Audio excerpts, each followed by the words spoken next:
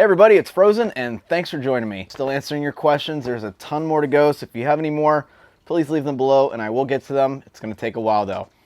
Before we start this, just want to give you guys an update. I actually got a job 3 weeks ago at the time that you're seeing this video, making more money than what I was before the AT, and I lost 25 minutes on my commute time to and from, so that is awesome. I'm pretty happy with it. There's 3 other guys with me all doing system administrator stuff, and we're managing 500 servers between us. So pretty cool stuff. Really happy that it's so close, because one thing I did hate about my other job was the traffic. Could not stand the traffic. You know, it depends. I could be home in 30 minutes or I could be home in an hour and a half. I just never knew. Anyway, let's start answering the questions. Would you consider a Raccoon Creek State Park meetup with your subscribers? I would definitely consider a Raccoon Creek State Park meetup.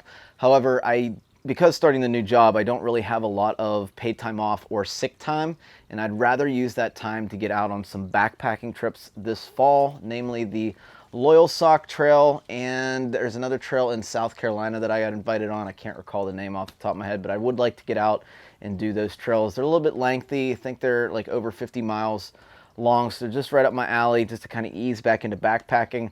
The reason I actually haven't got out yet was because my knees are starting to bother me. They're getting kind of worse and worse every day. I think I'm just going too hard. I started working out. I kind of backed that off yesterday. But I'm going to get checked out by a sports medicine doctor just to make sure everything's okay. I'm sure everything's fine. I'm taking the fish oil again.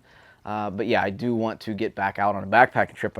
I'm a little hesitant on it. I just want to be kind of cleared to do that. Plus, I had to wait until my ankle healed up. My ankle had to have had a stress fracture or some kind of sprain, because man, it was killing me when I woke up out of my hammock. So, what was the most surprising thing you learned on this journey? I think the most surprising thing for me was how hard thru hikers had it on the AT. I thought, we were just gonna do a green tunnel and then the whites would be a little hard and then it would go back to a green tunnel. It's not like that at all. The most surprising thing to me was just the difficulty of the trail. What was the length of your hammock and your tarp? Do you wish you had a longer hammock and or tarp? Yeah, so I covered this in my Big 3 video. Be sure to check that out. But the long story short is I liked the length of the tarp. I wish it was a little wider, but I did get something that will fix that issue, and I can't wait to actually bring it out on a full camping trip. I've had it out on an overnight. I'll give you guys the first looks at it when I'm ready and when the company's ready to talk about the product, but it is a prototype. I'm really excited to have you guys along with the testing for that one. And as far as the length of my hammock, it's a 10-foot hammock. Dream hammock, absolutely love it. Love the haircut and the shirt. Best 0 day you took? Probably the best 0 day I took, it was actually a Nero day, but it was with Garth, our buddy Garth, who I'm going to be seeing in a week. He's going to be doing a race down in Beaver Falls, which is about 30 minutes away from me, so I'm going to go hang out with him for the day. But it was in Delaware Water Gap, and he shuttled us around. He bought us hibachi that night and just hung out with us by the pool, and I thought that was just the coolest day I ever had. The following day, I had my birthday, and we got out of Pennsylvania, so that was pretty cool. In addition to that question, what would you say changed the most about you from day 1 to summit day? I think the whole, trying to control my environment, my surroundings. I really just kind of let things go at this point. And, whatever happens, happens. Like the whole job thing, I was starting to get a little stressed out about it. And then I'm like, I'll figure it out. I figured everything else out on the trail. I'll figure this out too. And sure enough, the day after that, I had a job. What was the hardest part of the trail for you? And did you feel like you were ever going the wrong direction? No, I never felt like I was going the wrong direction. I think I do understand a little bit more why people go sobo. I feel that, get the hard stuff out of the way and then go easy on your knees when they're, kind of beat up as it is. The hardest thing you're going to go through as you go south will be the Great Smoky Mountains, and it's kind of rolling anyway. It's just the climbs are tough, but nothing like New Hampshire or Maine, nothing like that at all. Have you or do you plan to message the guy that left you hundreds of messages claiming that you'll never make it out of Georgia with the link to your summit video? So no, I'm not going to message that guy at all. He's not worth any more of my time. The only reason I really made it a thing is because I thought you guys would get a kick out of the people that have been following me for years. They know how I hike and they know how much I like hiking and backpacking, and there was no way that I was ever going to tap out because I was lonely or sad or just not feeling it. I wanted to complete the trail. That's just something that I wanted to do. And I knew that if injury didn't take me off the trail, that there was no way I wasn't touching that sign. And like I said, he's just not worth it. How did your water filtering system work, and what did you do to make sure you did not get dehydrated? Just keep drinking water whenever you're thirsty. I think I was actually dehydrated one day in Maryland, I believe, and I cramped up pretty bad and just started drinking water that night and make up for it. But Sawyer Squeeze worked out great. I have a whole video about water filtration and how I did the whole water thing and food thing on the trail. Link it up right in the suggested videos. Would you consider doing the AZT, approximately 800 plus miles, as a hike between the longer hikes for the Triple Crown? Darwin on the trail completed it in just over 30 days, and the views trail experience looked amazing. Your thoughts? That's definitely something I would be interested in. I did watch Darwin's AZT through hike. He was actually doing it while I was on the trail. But there are definitely some other trails that I do want to do before I even hit that 800-mile AZT hike. Namely, the Colorado Trail is on the radar, and finishing the Vermont Long Trail. What would you say to someone who is just starting the AT through hike next week? Take your time and enjoy it. You know, there's no rush to get it done, but just take your time and to enjoy it. And what was your biggest pet peeve on the trail? I'd say dogs off the leash. Now, I have a dog. In fact, between me and Chrissy, we have 2 dogs. And, you know, I love him to death, but he's always on the leash when we're on trail. There are some people on trail that are afraid of dogs. I am not one of them, but, you know, we had one of our friends get bit by a dog that was friendly and had to get hospitalized with stitches. And he was held up for a good 2 weeks, you know, while he was through hiking. So if you bring a dog on the trail, make sure you put him on a leash. All right, so this one's a long question. I'm going to get the good parts out of it. Did you experience any post-trail depression? No, not at all. Did you allow yourself to reset and appreciate things you never appreciated before? I did, definitely. You said you were going to find another job. How did that go? I have one. Do you plan another through hike soon? We'll see. I'm thinking maybe 2 years on some kind of longer trail and then 5 or 6 years on the PCT. And you clearly have what it takes to be a Triple Crowner. That remains to be seen. Triple Crown is a very, very hard thing to achieve. But I did knock a big chunk off of it, obviously. Some of us are really interested in doing a through hike, but damn, getting off 4 to 5 months is just not doable for most people. Is it a risk worth taking? So in my case, I had enough money saved up where, you know, I could have lived for 6 months, frugally, keep in mind, without having a job. I'm glad it didn't take that long because that money is going to go to the next through hike and to upgrade camera equipment, obviously, which I've done already. And, you know, just things relating to go back into the channel. So everything I get from the channel kind of goes back into the channel, whether it's, you know, through hike or a trip or gear or, you know, et cetera, et cetera. But yes, you're right. Taking 4 to 5 months is not something your average person can do, or at least that's what they think. Now, you can do anything if you put your mind to it and you have the right support system in place to get you there. I'm going to actually be putting together a video series, I'm hoping right around the time that some of the thru hikers are looking to start getting their information. We'll talk about this more in an upcoming video, but the main thing to realize, for me, it was a risk worth taking because it completely changed my attitude, outlook, and life. Okay, it was something that I needed to do and I realized I needed to do, so I went ahead and I made it happen. Now, I was single coming into this thing. You know, Chrissy and I had been dating a while, but, you know, I don't have any kids. I don't have family obligations. I can afford a better house, but I choose not to. I have a rental house making income.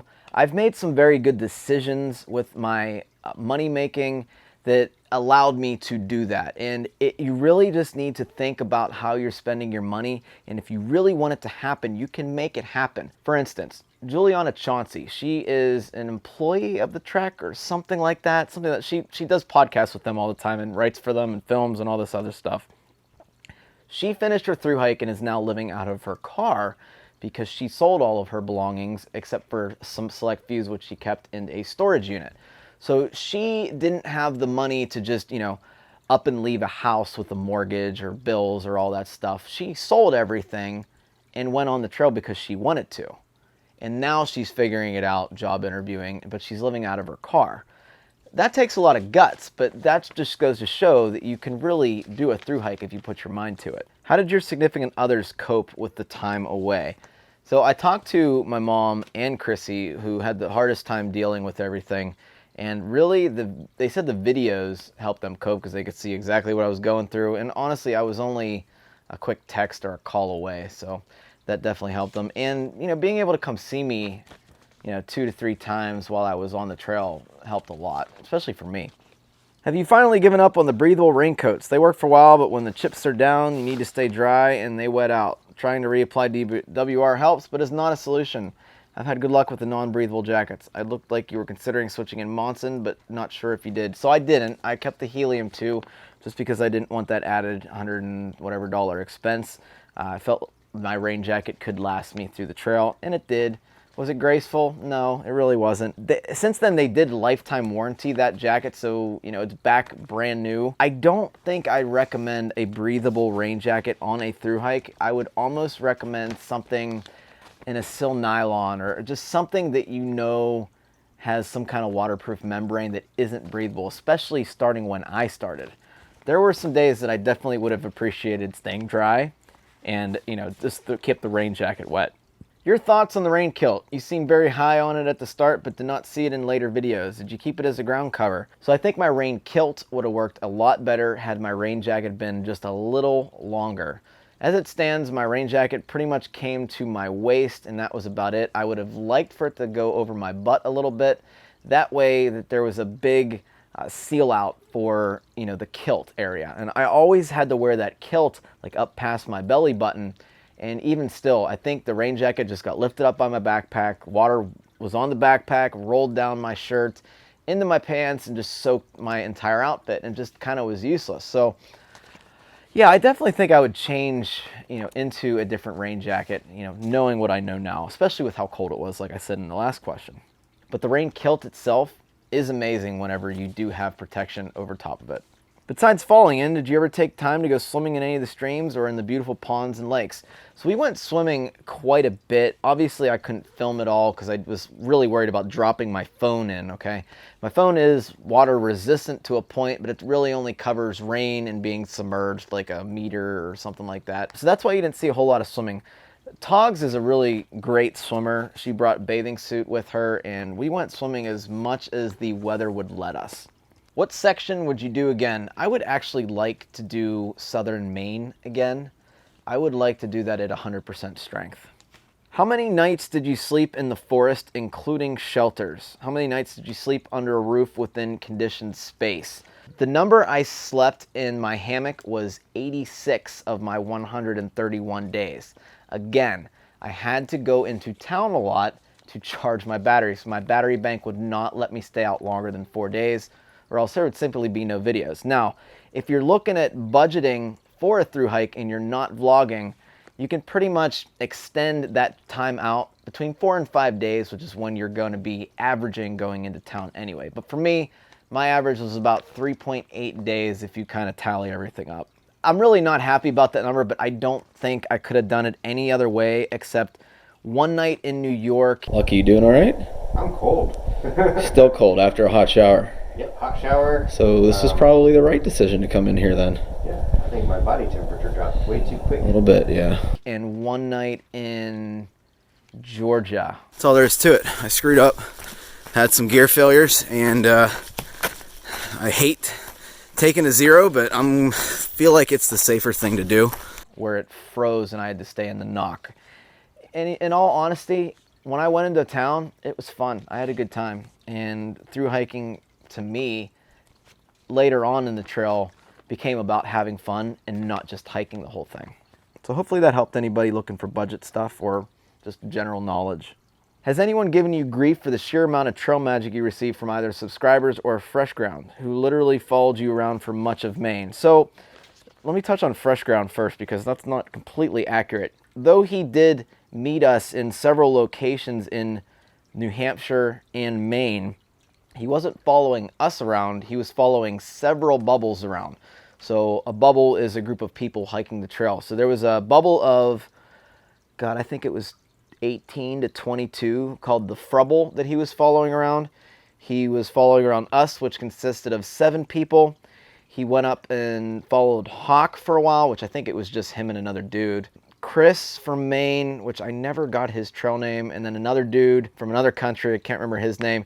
And there were 2 other groups that he was following around, and that's what he said he wanted to do. This is the point where y'all kind of need a little bit more help. Vermont, New Hampshire, Maine.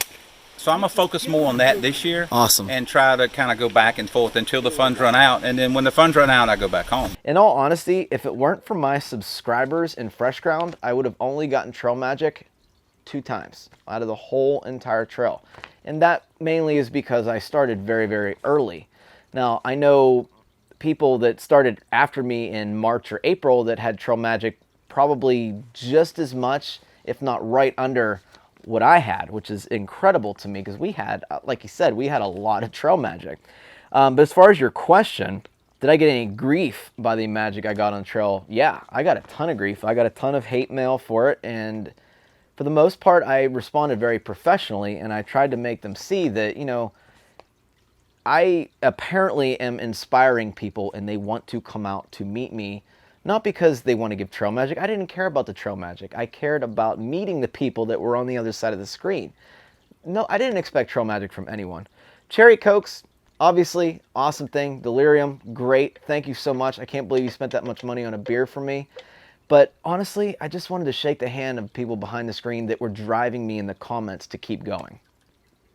And for the most part, after I had emailed those people, they kind of understood. All right, multi-part question here. What is a food you will never eat again and a food you are still not sick of? I am not sick of Snickers or oatmeal or anything like that. A food that I'm sick of.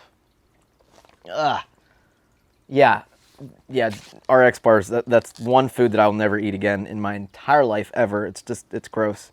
And the next part of that, basically, have people noticed that you had a lot of change and how have your relationships been impacted, or for better or worse?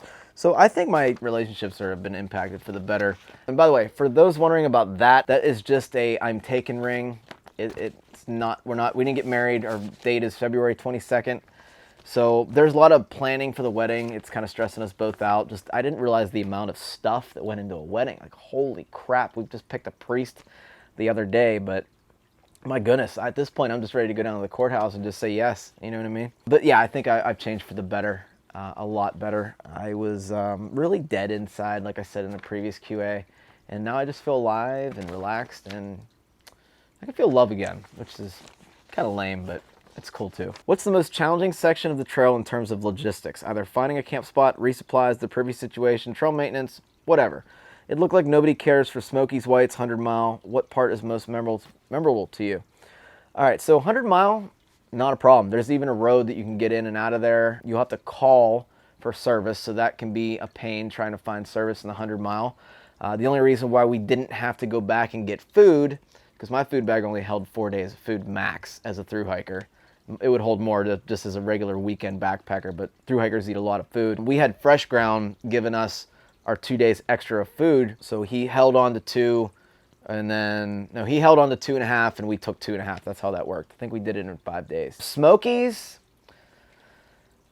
I don't think are that bad. Yeah, sleeping in the shelters sucks. I didn't get much sleep. Whites, they're not bad at all. You can definitely hitch in and out of there. I'd say the hardest area is probably New York, because technically you're not really supposed to hitch, and depending on where you end up, you could be paying a fortune to resupply and, you know, get into a hotel, because hotels are really, really ridiculously overpriced in New York. Do you foresee any long-term problems with your feet due to this hike? I don't foresee any problems with my feet per se, but I do feel that I might have some long-term problems with my knees. I think I really pushed my knees beyond their physical capacity, especially going through Vermont, New Hampshire, Maine, and I think they were just tired to begin with. I'm taking fish oil again, so we'll see how that goes, but I really do need to see a sports medicine doctor to kind of figure out what's going on, because I do hurt going down the steps, and that's starting to bother me a little bit. But we'll see how that goes. You know, it's still early. Some people I've read take about 6 months to heal their knees fully, so who knows? We're only a couple months into this thing, I think 2, and we'll see how it goes. Those are the questions so far. And I will keep on these. I promise I will get to everybody. But again, if you have any questions, just keep asking them in the comments below. Thanks, everybody. I'm Frozen. I'll see you on the trail.